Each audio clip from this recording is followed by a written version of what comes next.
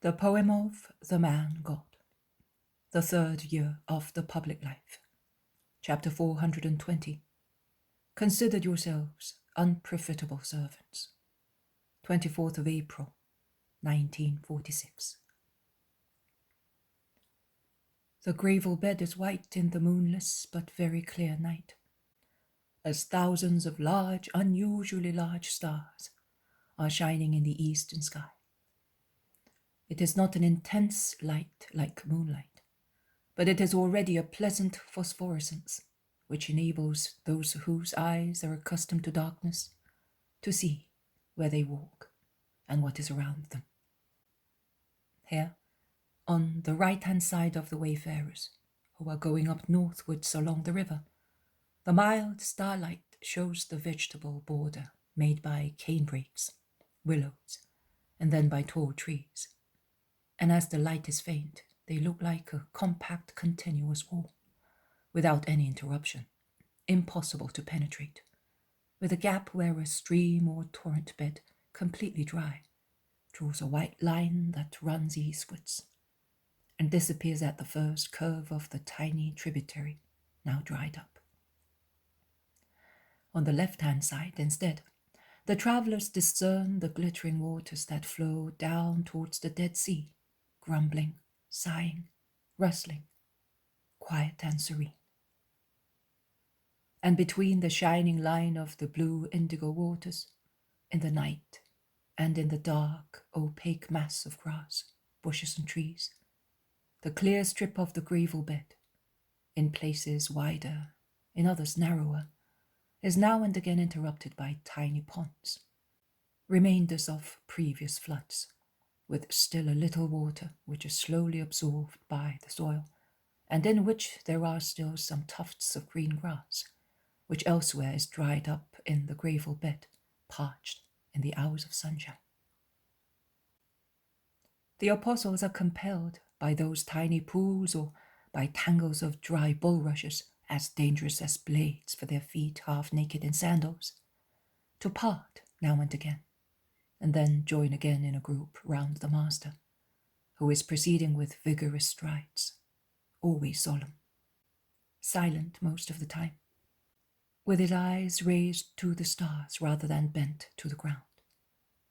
But the apostles are not silent. They are talking to one another, summarizing the events of the day, drawing conclusions or foreseeing future developments. A few rare words of Jesus, often spoken in reply to a direct question or to correct a wrong or uncharitable opinion, punctuate the chattering of the 12. And the march proceeds in the night, marking the night silence with new elements for those desert banks, human voices and shuffling of feet. Nightingales are silent among the branches, surprised at the discordant harsh sounds mixing with and disturbing the usual murmur of water and whispering of breezes, the customary accompaniments of their virtuosi solos. But a direct question, not concerning what has happened, but what is to happen, breaks not only the peace of the night, but also the more intimate peace of hearts, with the violence of a rebellion in addition to the sharp tone of voices upset by scorn and anger. Philip asks whether and in how many days they will be home. A latent need of rest, an unexpressed but understood desire for family love, is in the simple question of the elderly apostle, who is a husband and father besides being an apostle, and has interests to look after. Jesus perceives all that and turns round to look at Philip. He stops, waiting for him, as Philip is a little behind with Matthew and Nathanael, and when he is near, he embraces him with one arm, saying, "Soon, my friend, but I ask you to be kind enough to make another small sacrifice, providing you do not wish to part from me before." "Me part from you? Never." "Then I will keep you away for some time from Bethsaida. I want to go to Caesarea on the sea via Samaria. On our way back, we will go to Nazareth, and those who have no family in Galilee will remain with me.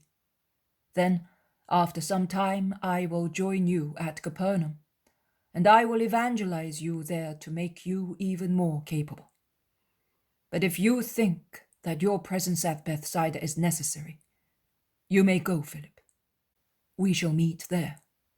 "No, Master. It is more necessary for me to stay with you. But you know, home is sweet, and my daughters. I do not think that I will have them very much with me in future, and I would like to enjoy a little of their modest kindness.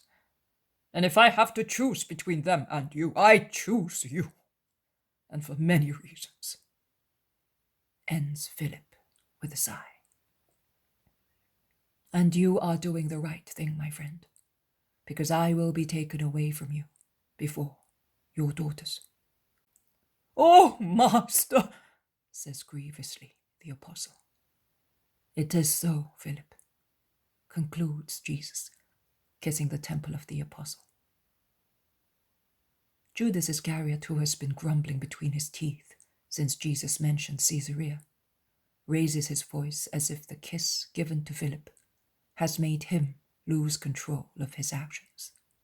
And he says, "How many useless things! I don't really understand why it is necessary to go to Caesarea." And he says so with angry impetuosity. He seems to imply, "And you who want to go there are a fool." "It is not for you to judge the necessity of what we do, but for the Master," Bartholomew replies to him. "Really? Why not? As if he saw natural necessities clearly. I say, are you mad or sane? Do you realize of whom you are speaking?" asks Peter, shaking him by the arm. "I am not mad. I am the only one with sound brains, and I know what I am saying." "You are saying lovely things." "Beg God not to take them into account." "Modesty is not your strong point. One might think that you are afraid that by going to Caesarea you might be found out for what you are," says James of Zebedee, Simon Zealot, Thomas and Judas of Alphaeus, respectively. The Iscariot addresses the last one. "I have nothing to be afraid of, and you have nothing to find out. But I am tired of seeing that we pass from one error to another, ruining ourselves. Conflicts with the members of the Sanhedrin, arguments with Pharisees. The Romans are the last straw." "What?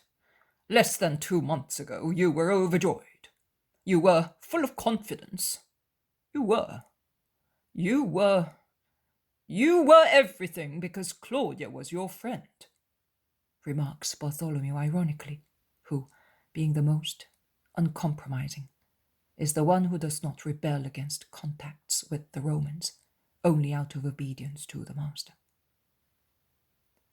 Judas is speechless for a moment because the logic of the ironical remark is obvious, and unless he is prepared to appear illogical, he cannot contradict what he said previously. But he soon collects himself and says, "It is not because of the Romans that I am saying that. I mean, because of the Romans as enemies.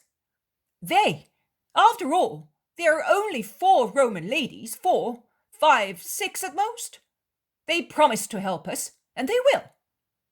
But it is because that it will increase the hatred of his enemies, and he does not realize that, and—" "Their hatred is intense, Judas, and you know that as well as I do, even better than I do," says Jesus, calmly stressing the word better. Me? What do you mean? Who knows things better than you do?" "Just now, you said that you are aware of necessities and how to make use of them," retorts Jesus. "With regard to natural things, yes. I say that you know spiritual matters better than anybody. That is true. But I was just saying to you that you know better than I do. Unpleasant, disgraceful, natural things, if you wish to call them so, such as the hatred of my enemies, such as their purposes. I know nothing. I do not know anything. I swear to it on my soul, on my mother, on Jehovah. That is enough. It is written that you must not swear, orders Jesus with such severity that even his countenance seems to become petrified in the perfection of a statue. Well, I shall not swear, but I must be allowed to say, since I am not a slave, that it is not necessary, that it serves no purpose. On the contrary, it is dangerous to go to Caesarea, to speak to the Romans. And who told you that that will happen? Asks Jesus. Who? Everything. You need to make sure of something. You're on the track of a... He stops, realizing the wrath is making him say too much. He then resumes. And I tell you that you ought to think also of our interests. You have deprived us of everything: home, earnings, affections, peace. We are persecuted because of you, and we shall be persecuted even later. Because you say so in every possible way.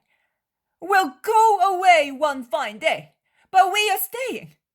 We shall be ruined, but You will not be persecuted when I am no longer among you. I, who am the truth, tell you so. And I tell you that I have taken what you spontaneously and insistently gave me. So you cannot say that I have taken away from you, with abuse of power, even one of the hairs that fall off when you tidy them. Why are you accusing me? Jesus is now less severe. His sad countenance expresses the desire to bring Jesus back to reason, kindly. And I think that his compassion, so full and so divine, acts as a check on the others, who would not be so sympathetic towards the culprit. Judas also perceives that, and with one of the brusque changes of his soul, urged by two opposite forces, he throws himself on the ground, striking his head and chest and shouting, "Because I am a demon! I am a demon! Save me, Master, as you saved so many demoniacs! Save me! Save me!" Do not let your desire to be saved be inactive. It exists! You can see that! I want to be saved! By me. You expect me to do everything. But I am God, and I respect your free will. I will give you the strength so that you may get to say, I do want. But to want not to be a slave must come from you. I do want! I do want! But do not go to Caesarea. Don't go! Listen to me as you listened to John when you wanted to go to Acca. We have all the same rights.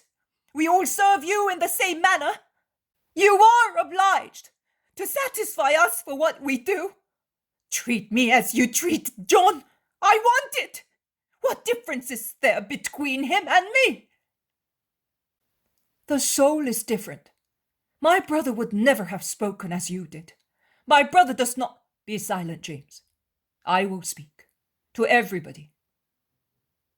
And you, stand up and behave as a man, as I treat you, not like a slave moaning at the feet of his master. Be a man, since you are so anxious to be treated as John, who truly is more than a man, because he is chaste and full of charity. Let us go. It is late. I want to cross the river at dawn. The fishermen will be coming back then. after hauling the lobster pots, and it is easy to find a ferry boat. The moon in her last days raises a thin crescent higher and higher. We will be able to walk faster in an increased light. Listen, I solemnly tell you that no one must boast of doing his duty and exact for that, which is an obligation, special favors. Judas has reminded me that you have given me everything, and he told me that it is my duty to satisfy you for what you do. But just listen. Among you there are some fishermen, some landowners, some own a workshop, and the zealot had a servant. Now then, when the boat servants, or the men who helped you like servants in the olive grove, in the vineyard, or in the fields, or apprentices in the workshop, or even the faithful servant who looked after the house and meals, finished their work, did you begin to serve them? Is it not so in every house and in every task? Which man, with a servant ploughing or minding sheep, or a workman in a workshop, would say to him when he finishes his work, "Go and have your meal immediately"? No one. But whether he comes back from the fields, or he lays down his working tools, every master says, "Get my supper laid, get yourself tidy, and with clean clothes wait on me while I eat and drink. You will eat and drink afterwards." Neither can one say that that is insensibility, because a servant must serve his master, and the master is not obliged to him, because the servant has done what the master had ordered him to do in the morning. Because while it is true that the master must be kind to his servant, so it is the duty of the servant not to be lazy or a squanderer, but he must cooperate for the welfare of the master, who feeds and clothes him. Would you bear your boat assistants, your peasants, workmen, your house servant to say to you, "Serve me because I have worked"? I do not think so. So, with you, when you consider what you have done and you do for me, and in the future, considering what you will do to continue my work and to continue to serve your master, you must always say, because you will see that you have always done much less than was fair to do, to be on a par with what you received from God. We are unprofitable servants, because we have done but our duty. If you reason thus, you will see that you will no longer feel pretensions and bad temper arise in you, and you will act according to justice. Jesus is silent. They are all pensive. Peter nudges John, who is pondering, staring with his blue eyes at the waters, which from indigo have become silver blue in the moonlight, and says to him, "Ask him, when is it that one does more than one's duty? I would like to be able to do more than my duty. I too, Simon. I was just thinking of that," replies John with his beautiful smile, and in a loud voice he asks, "Master, tell me, will the man who serves you never be able to do more than his duty, to tell you that he thus loves you entirely?" Child, God has given you so much that in all fairness, all your heroism would always be too little. But the Lord is so good that he does not measure what you give him with his infinite measure. He measures it with the limited measure of human capability. And when he sees that you have given without parsimony, with a full measure, overflowing generously, he then says, "This servant of mine has given me more than it was his duty. I will therefore give him the superabundance of my rewards." "Oh, how happy I am! I will give you an overflowing measure to have that superabundance," exclaims Peter. "Yes, you will give me it. You will all give me it. All those who are lovers of the truth, of the light, will give me it, and they will be supernaturally happy with me."